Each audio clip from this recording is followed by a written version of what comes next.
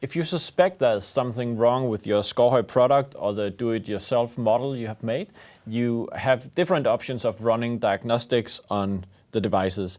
And luckily, our products are put together in a modular fashion. So here we have one circuit board with 8 buttons, one circuit board with 5 buttons. And in the C90, we have even more. I've just detached the front panel. So what you can see here is that we have the Arduino Mega over here. We have the smart switch circuit board here. We have a BI8 board with buttons and another one here. And in the middle, we have the slider board. Everything is connected with a flat cable, daisy chained. So it's kind of easy to just take out this one and put in another one. But how do you know if any of these units is the source of a problem you're experiencing? And I'm gonna show you how you can diagnose buttons from the BI8 boards. So what you do is you connect the unit.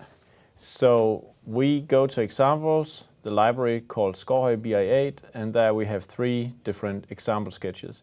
The LED test sequence will cycle the colors of the buttons indefinitely. The input test will allow us to test the buttons on the boards, and the burn-in test is a sort of combination of these two.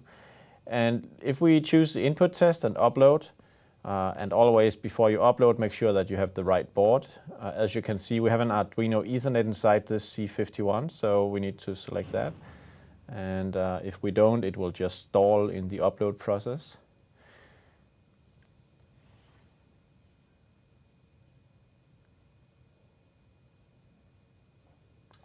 Uploading done. We open the serial monitor.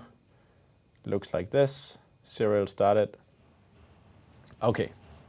So now I press a button on the board.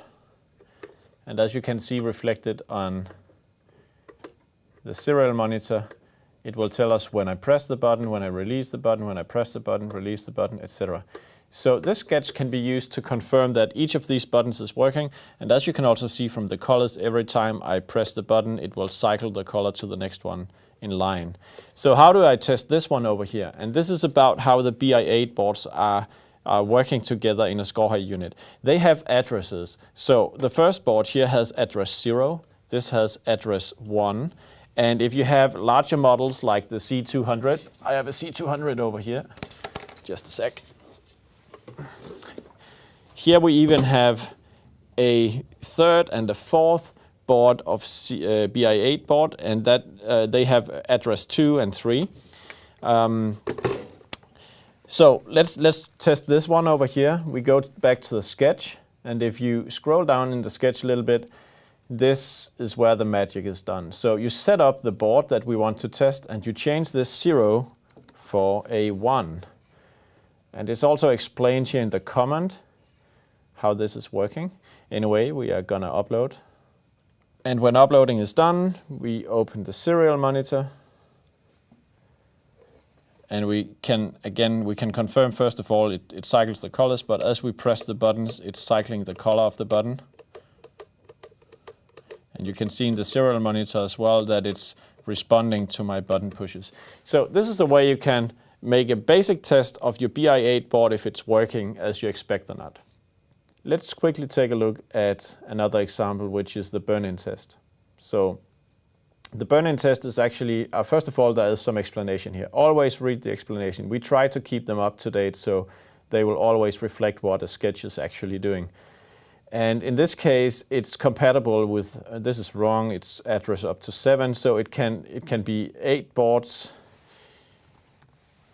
And it will automatically detect if boards are present or not. Let's just see how it works. And after uploading, I start the serial monitor. Let's see. Okay. So what it tells me is that we have a board with address 0 is present, board with address 1 is present, board 2 to 7 is not present. And that is in fact the case with the C51. It also tells me that the BI8 board inside is a version prior to this particular date. And that means that the switches are pulling too high. This is an electrical feature of the boards. which means that they need some pull-up resistors, blah, blah, blah. Never mind, this is kind of for developers on a different level. But the main message to take away here is basically that we have 2 boards discovered. Now let's take a look at what the device actually does. So as you can see, it's cycling the colors of the buttons. First this one, and then it goes back to this one. Okay, now it cycles the colors again. Boom, boom, it's done, and then it goes to this one. Now, if you press the button of one of the boards that is cycling the colors, you see you enter a special input mode, and here you need to chase the red button. So as soon as the button becomes red, you press it. You press it, press it, press it, press it, etc. So that's a little chase game. Why would we do that? Well, the idea here is we want to test the buttons if they could actually produce a double push. The reason why we do this is that sometimes there can be either an electrical mistake on the board. That means if you push a particular button, it might also activate a push of another button. And that's an error. You need to have a way to expose that. And by clicking through the buttons, you should always expect that when you press a red button, it becomes green. But if any other button, or if the same button becomes yellow instead, it means that the system picked up another button press by mistake. The point is to expose that there might be a problem on the board. But as soon as, or as long as red buttons become green and that's it, then the board is fine. So this is what this diagnostics test is about. The burn-in test is what we are running on all our units for at least 24 hours before they ship. And from time to time, we also take the chance to exercise the buttons by chasing the red button to see that everything is working. Otherwise, it's just cycling colors, making sure that we can confirm the visual functionality of the buttons.